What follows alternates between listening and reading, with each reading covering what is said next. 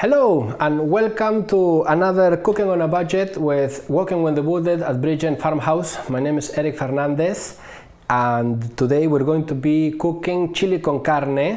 This is the Mexican week. If you're watching this video, it's probably because our live stream went kaput like last week. So as a backup, I'm recording this video before and you would have been sent a link. So hopefully you're not watching this video, but if you are, well, this is a backup. So we're going to start with chili con carne. It's a very easy dish and very cheap to make, fantastic, and everyone likes it. So I'm going to start by my ingredients. So we've got our meat. This is actually burger meat. It's minced meat. I went to Lidl today and there was no minced meat and there was burger meat and on offer, so it's the same thing, a bit seasoned. So I'm just going to use burgers and I'm going to break them down. Onion can be red or white. I like red, so I just bought some red. I'm going to make my salad and my sauce with it. Then I've got red chili, peppers. I'm going to use one pepper now and then one pepper later on when we do the live stream. Then we've got salt, garlic, we've got some chili, hot chili, chili flakes, powdered chili, any kind of chili works. You just need to add it, taste it, and then add and make it as spicy as you like. Cumin, some paprika. This is like chili, but it's not spicy, but the same family. And oregano. The traditional recipe for chili con carne uses marjoram, but they're practically the same thing. So and you don't find that easily marjoram around here. Then we've got red kidney beans and a can of tomato. Okay, so we're going to start by doing our rice as usual. I always practically everything that you're seeing me cook, you're seeing it goes with rice. We've done Indian, they eat lots of rice, South America, Central America, tons of rice, and the Chinese eat lots of rice. So it seems to be that you can make it with potatoes if you want to be British, but we're going to do it Mexican style with rice. I always do my rice first and I always do it the same way. So I'm going to show you again. By the time you finished with those programs, if there's something you're definitely going to be able to make is the rice the way I like to make it, because I'm making it a few times. Okay, so let's get started with our rice. I'm going to do my garlic. As usual, I just get 1 or 2 pieces of garlic. I normally crush it and peel it. When it's for rice, this time I'm not even going to peel it. It's going to go straight into the pot, just crushed like that. And then a wee bit of oil. There. And then this goes on the pan. Start to fry your garlic. I'm going to get my rice. I didn't take out earlier. And here it is. As usual, for 1 cup of rice, you want 2 cups of water. But my trick is always to put a little bit less water than what the recipe says. So, I'm going to get my cup of rice. Last week we had a terrible internet connection and everything went kaput. So I'm really sorry about that. So this week's backup is to record this in advance. So hopefully that will work. So I'm putting my rice in my pot, and then I'm going to add double the amount of water. Water can be hot or cold. Some people wash the rice also. You can do that if you want. You just take some of the starch out and it makes it a bit more grainy. So I'm using 1 cup and 3/4.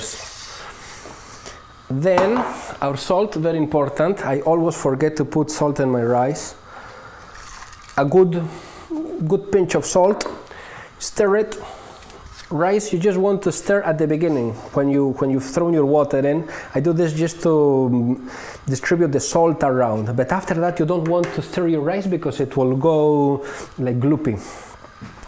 Then I'm going to taste my rice, see if the water is a wee bit salty. See, not salty enough. You want it to have a good, you need to taste the salt. If not, the salt is going to be absorbed by the rice, and you're really not going to have a well-seasoned rice. This time I think I overdid it, but it will be edible. Okay, so now that we've got our rice on, I'm going to start by preparing my veg. We're going to cut our onions, and we are going to cut our peppers. Once we've got the onions and pepper cut, we will do our meat. This is my wee bin. I'm going to use, the recipe says 1 big onion. I'm going to use 2 medium onions. So I'm going to start, we're going to cut this in very small dice. So the trick for that is, you see the hairs of the root. I'm just going to gently cut the tip off, leave the root on actually. I don't want to get rid of the root. Then I'm going to cut the top. Then I go through the middle of the onion so that then I can peel my onion. So I peel my onion in half, keeping the root on, because the root is what's going to keep the onion together while I'm chopping it. If I were to take the root off, once I start chopping my onion, it's just going to disintegrate in layers, and I won't be able to cut them nicely. So again, cut through the middle, leaving the root on, and I'm just going to quickly peel my onions. So those are my onions cut. Now if you can see, maybe I can get a image from here. You can see the roots there. So those are my roots. Maybe I can get a top view, would that be a bit better? So those are my roots, and at this side there is no root. So what I'm going to do is that I'm going to actually cut from where there's no root. Okay, so like this. This is my area here, and then I'm going to go 90 degrees like that. But I'm not going all the way through the onion. So the idea is that, oh, this onion is very strong. So the idea is that if you see the root, it's keeping the onion together, even if it's cut, even if it's all like, you know, but it actually doesn't fall to pieces because the root is actually holding my onion together.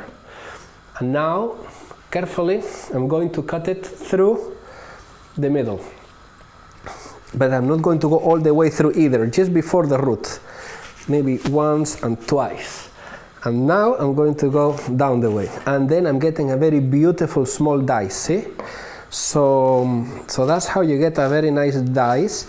And your onion is still staying together because the root is not letting it go to pieces. And then I'm just going to finish it like that, and that's it.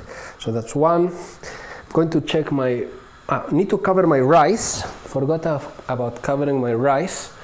I'm going to cover it with this pot.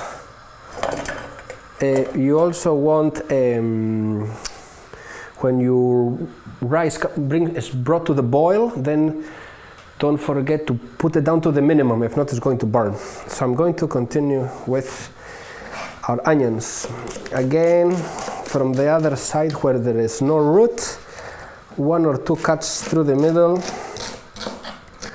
and there, that's that, and again. So this is the way we normally do it in kitchens. Just don't forget, just keeping the root on. When you're going to do rough chop for like a stew, for example, then you don't need to keep the root on. Or if you're doing julienne, later on we will cut the onions for salad, and you'll see that I don't keep the root on because I don't want the onion to stay together. Okay, so there you go. That's our onion ready. Just going to put it aside. Now we plate, and now I'm going to prepare my pepper. So to cut a pepper, there are many ways to cut a pepper. I'm going to try to cut the pepper so that I don't get any waste. So the way I do it is I'm going to cut the head off, then the tail, then I do a cut through the middle, and then I run my knife like that, and I get rid of the white pieces and of the seeds. So I'm going to throw the seed away, and then you got a clean piece of pepper, and then you've got another nice and clean piece, and then this I just hold and I get rid of this, and there you go. You've got all of the pepper. You're taking advantage of the whole pepper. And now this, I'm just going to, my rice is coming to the boil, going to turn it to the minimum, and then so I'm going to continue chopping my peppers like the same kind of size as your onions. You know, don't know, there are recipes, probably you will get people in Mexico or that will first fry the onions. I'm going to throw everything together. But if you want to be like really religious about your chili con carne, you probably want to sweat your onions for like 5-10 minutes first. I honestly don't notice the difference. I just throw the whole thing and sweat both things together. So see, with my peppers, I'm going to dice my peppers, yeah? So I do the same thing, similar to the onion, in the sense that I don't cut all the way through the pepper. I just leave a little bit at the top. There is a little bit there. I'm cutting this in strips, but if you see, the whole thing stays together still, you know? Because now I'm going to go this other way, and I can cut my pepper without it going to pieces. And just the last wee piece, I'm just going to cut it like that. There you go. So that's one way. You can also go the whole way if you want, like that, but then you need to just grab it and gather it together. Either way works, really. I just wanted to show you two ways. Okay, so that is your peppers. So we've got our onion and our pepper. After that, we are going to start to cook. So that's our onions and our peppers. I'm going to put this behind me, and now we're going to start cooking. Hopefully we don't get any electromagnetic interference from our induction cooker into the radio mic. If this happens, we're going to just turn around and start cooking on the gas cooker. But hopefully we will get away with it. Sometimes it happens, sometimes it doesn't, and I don't know why. Okay, so let's start. I'm going to use this pan, get my induction cooker on, and we're going to start by adding a wee bit of oil. Yeah? Okay, so we're getting interference. Is it really bad? I've got Chris, our sound engineer and camera operator, Chris, says there is some interference. A little bit. Yeah? What do you think? What is your verdict? I mean, it's on just now, it's not really doing it. Yeah? Okay, well, I'll let you know if it gets really bad. if it gets really bad, then we're going to swap to the back cooker. In the meantime, we've got our oil heating up, and I'm going to throw in my peppers and my onions. As I say, some people throw first the onion, sweat it for a long time, then throw your peppers. I always do it this way. Probably the Mexicans will think I'm doing something wrong, but I'm not inviting any Mexicans for dinner tonight, only Chris, so I don't think he will notice a difference. Okay, so we're going to give this a wee sweat. So basically, to sweat your onions and your vegetables, it's not frying them. You don't want them to get color. You don't want them to go brown. You just actually want the onion, for example, goes a bit like transparent colored. So it's cooked, but it's not turning brown yet. So that is sweating your vegetables. So I'm just going to do a bit of this. I'm actually going to add my spices now and cook everything off. I'm going to add 2 garlics. Why not? Just because we can. I like adding garlic to everything. Maybe not everything, but I'm sure this is going to go very well with our chili con carne. Okay, I'm just going to roughly chop my garlic. I'm not going to be too fussy. And this one also. That's my 2 pieces of garlic there.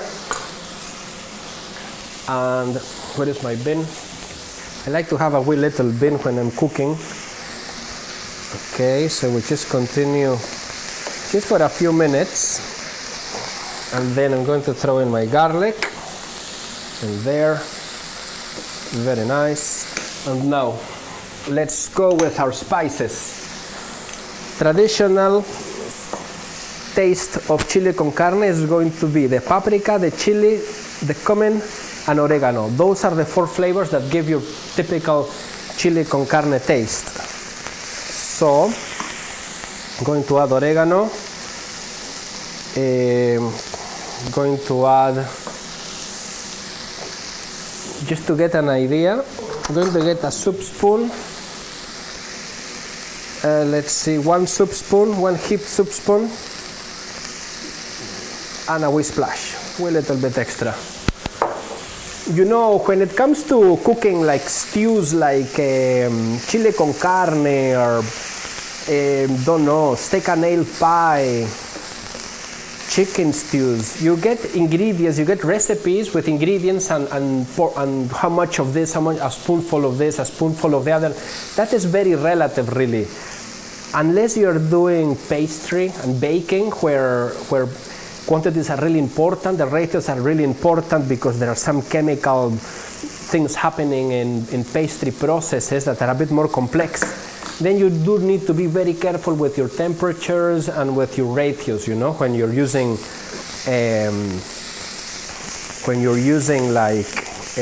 baking powder or working with sugar and eggs for baking. But in this case, it's not that important. So I mean by this, like we said, 1 onion. Well, I've put probably an onion and a half. A spoonful of oregano, just a good splash, or a spoonful of cumin. I'm just going to add, not very big teaspoon, soup spoon, or a wee bit extra, a decent sized soup spoon. As I say, those things are very relative. You just have to start cooking, throw everything in, cook it for 10 minutes, taste it, and then close your eyes and think, this could do with a wee bit more cumin, or I don't taste the cumin, This is burning a little bit on the bottom, so probably this is too hot.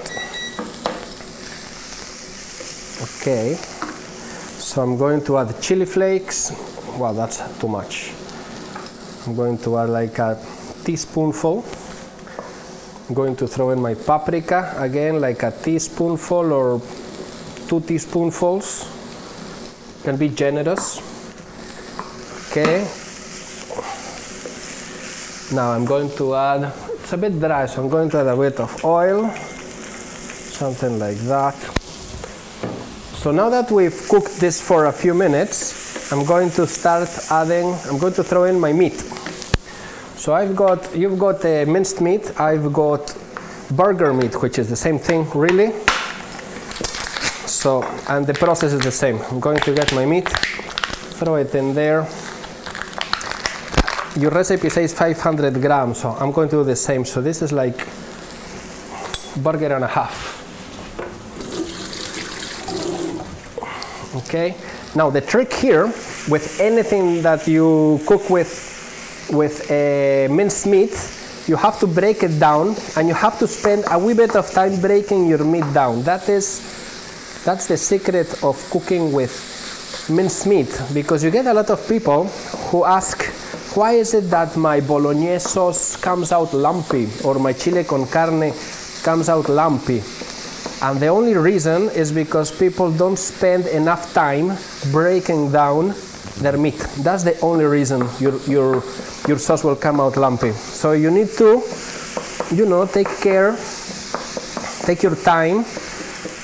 And this part, well, the only way you can rush this is by moving your hand faster. But you just have to spend the time doing it. And you see there are still like fairly big lumps here. See, this is a fairly big lump. So there's no other way around it. Just spend your time breaking your meat, because you're going to end up with a beautiful sauce if you do that. Okay. There you go. We're getting there. Yeah. It's starting to look quite nice. And then, so once this is ready, we're going to start with our sauce. So I'm going to put some water to warm up in the kettle, because I'm going to dissolve a cube of beef stock in hot water. See, look, so now this is becoming a nice, it's becoming very nice.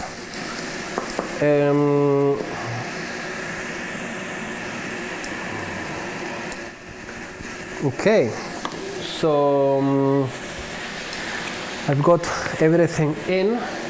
I'm wondering my oregano, if putting some more oregano in. You know what? I'm just going to add a bit more of oregano and a bit more of, except chili, I'm going to add everything. A bit more of cumin.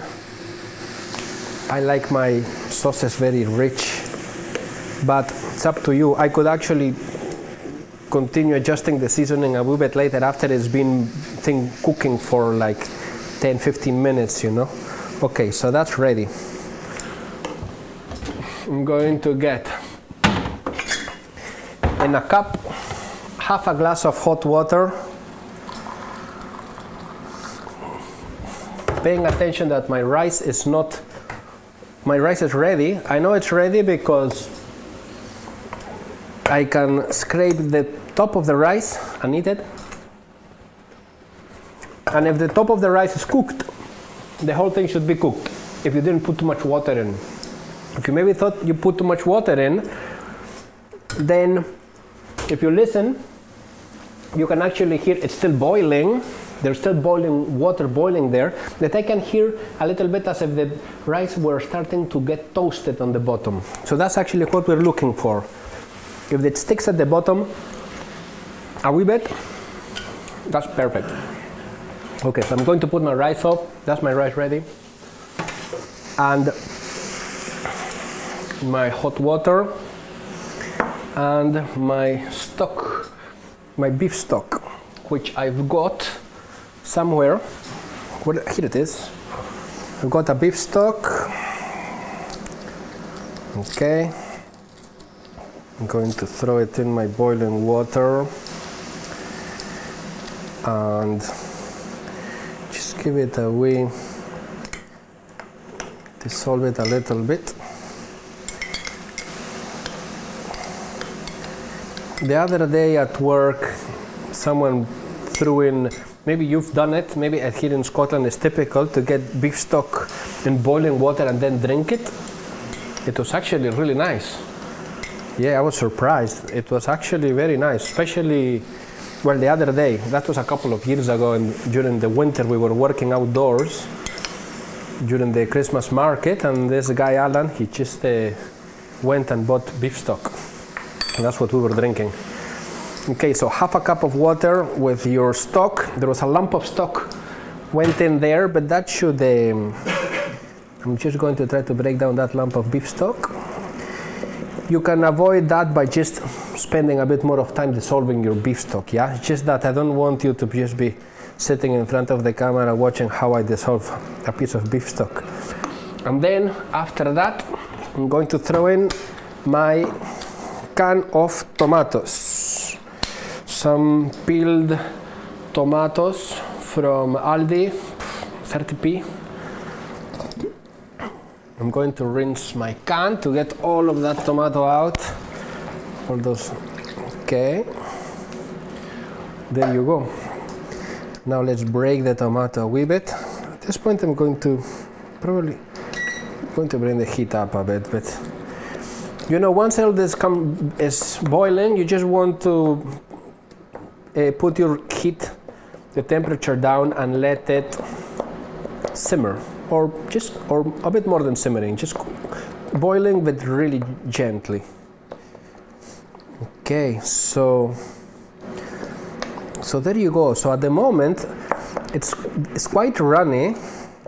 You're going to,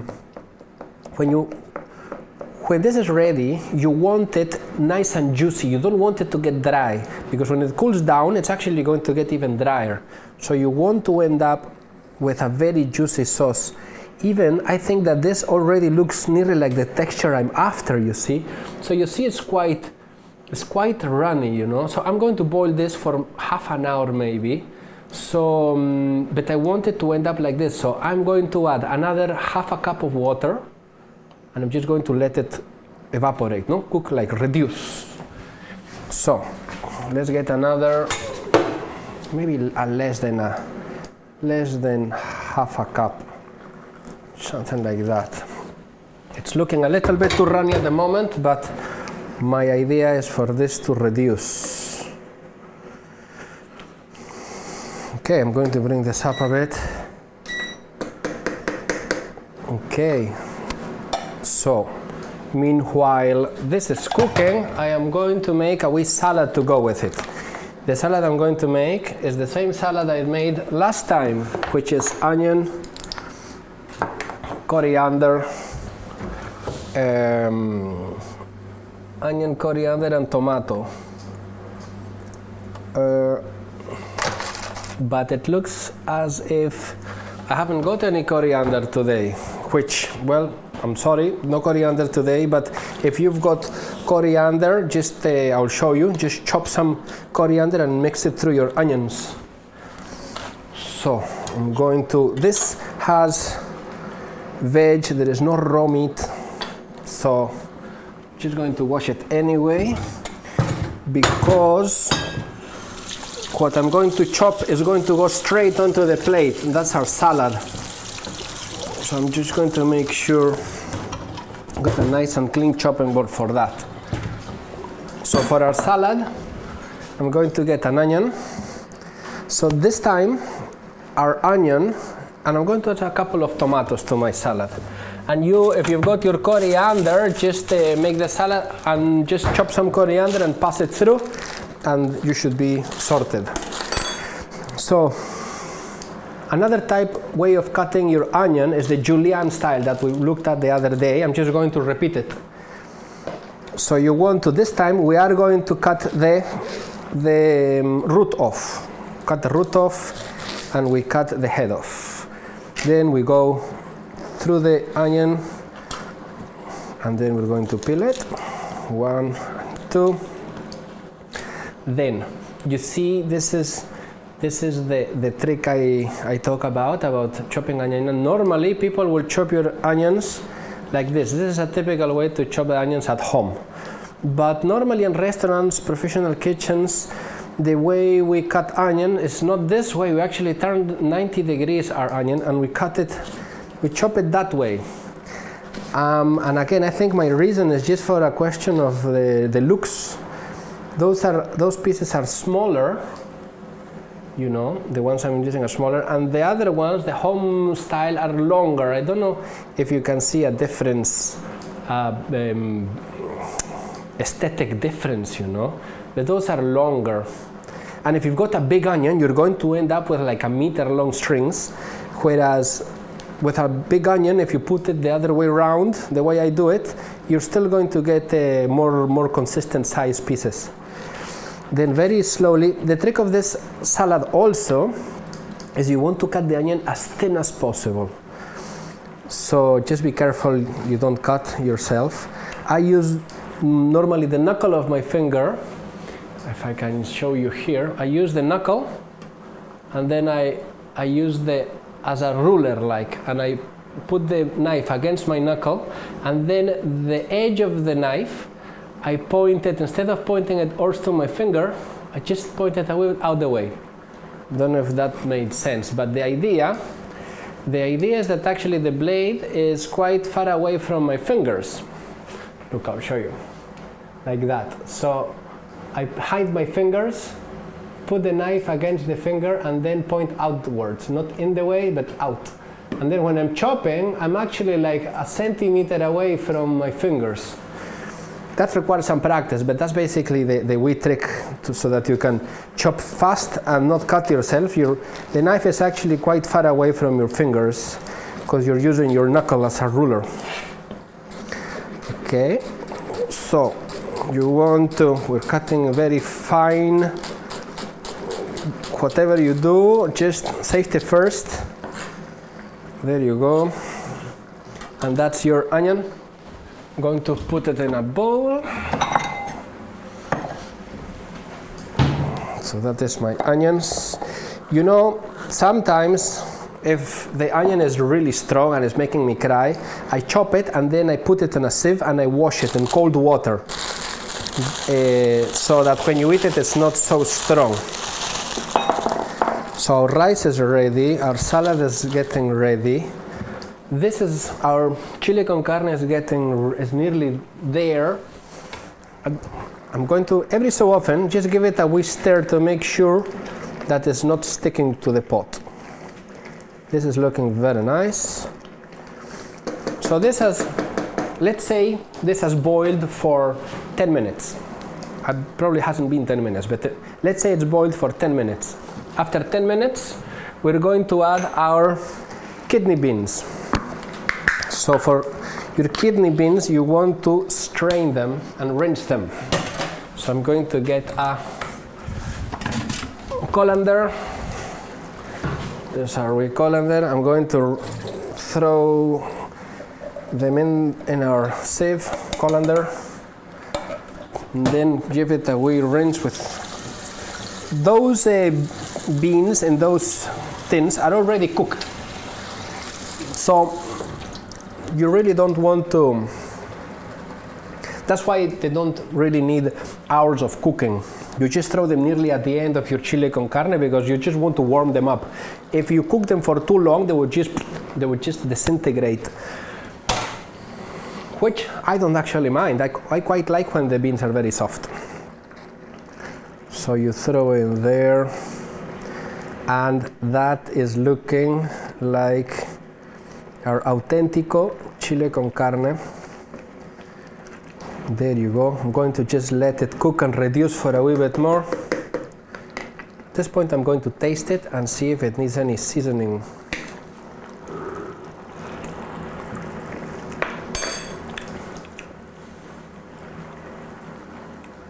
You know, I'm going to again throw in a bit of everything because it's tasting nice, but there is nothing specific, or you know, I feel like I can just push all those flavors a wee bit more. So even the chili, and you know, Chris is taking this chili home, so he will tell me if it's too spicy or not.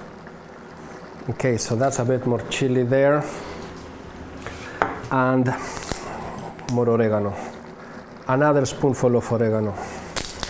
But you just at home just you know, adjust it every so often, just give it a wee taste, see what it's needing. Here everything is really cooked. The only thing we want to do is cook off the tomato and reduce the water a little bit to let all those flavors amalgamate and get our chili con carne to the right consistency. To me, this is already looking quite nice, you know.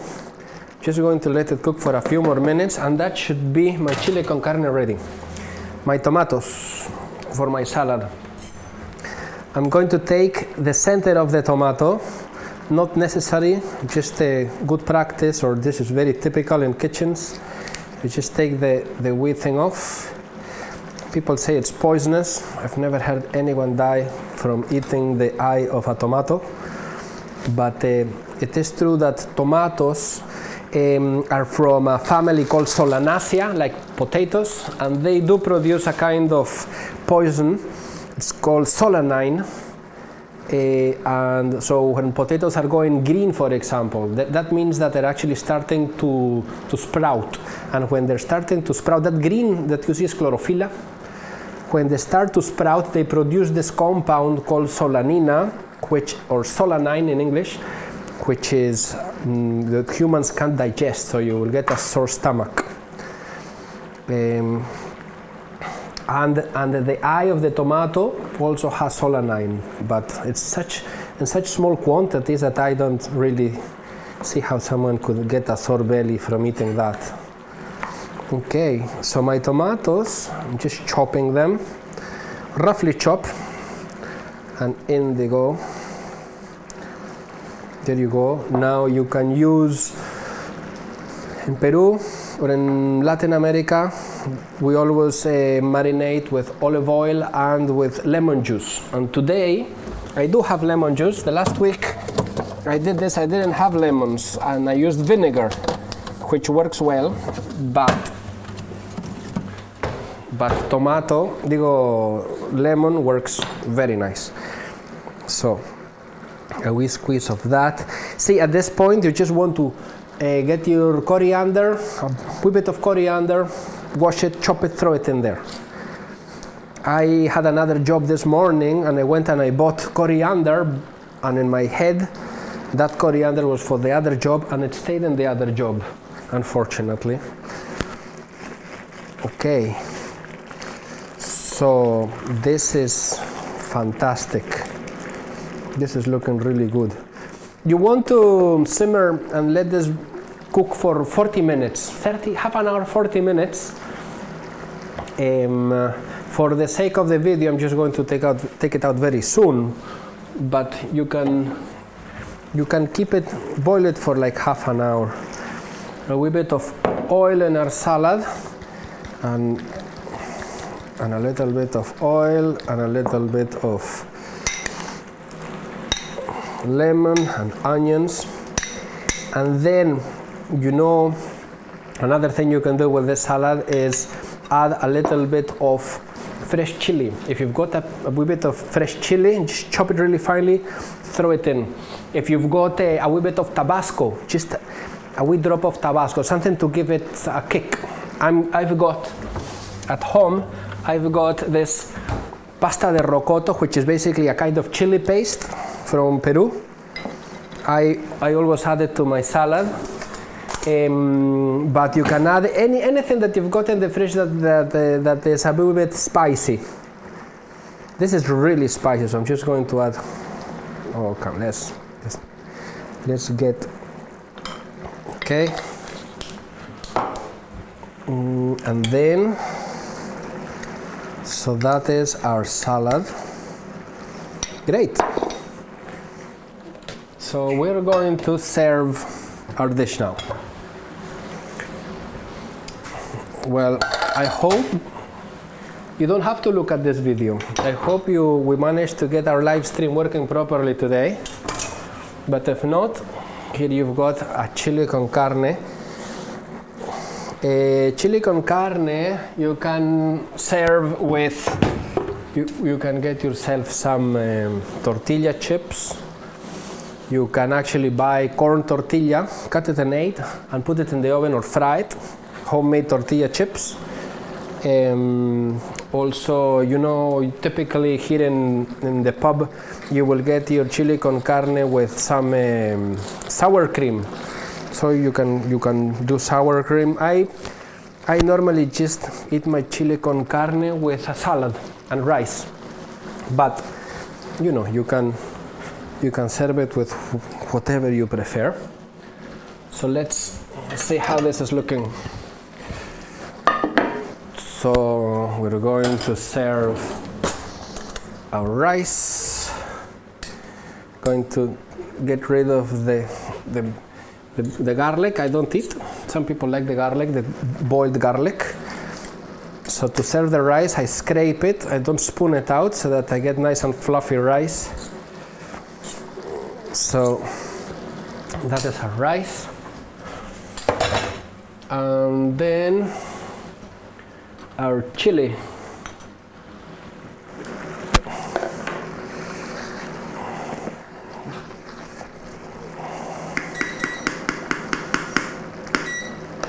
Okay, so let's get nice and juicy. It's looking fantastic. A wee bit of the juice. That is perfect. Going to be a bit fussy. I'm going to clean the plate. And then a wee bit of our salad on the side.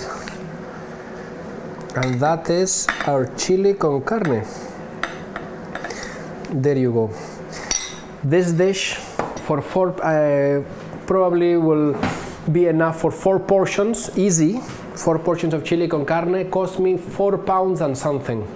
So great, you know, you can have a dinner for 4 for £1 each. With the oil and the spices, but maybe a bit more than £1, but you know, you buy your cumin once and it lasts you for ages, you know. So it's a very cheap dish, really tasty. It's crazy that you can pay 7 quid or 10 quid in the pub for a chili con carne, and it's actually costing you £1, you know. You can also freeze it. It freezes really well. And then you can, anytime you want a chili con carne, just take your portion out of the and microwave it, and you've got chili con carne. So that's all what we've got for today, guys. I hope you enjoyed. I hope you make it, and I'll see you next week with our next dish. We're doing Peruvian. Cheers. Thank you very much, guys, and see you soon.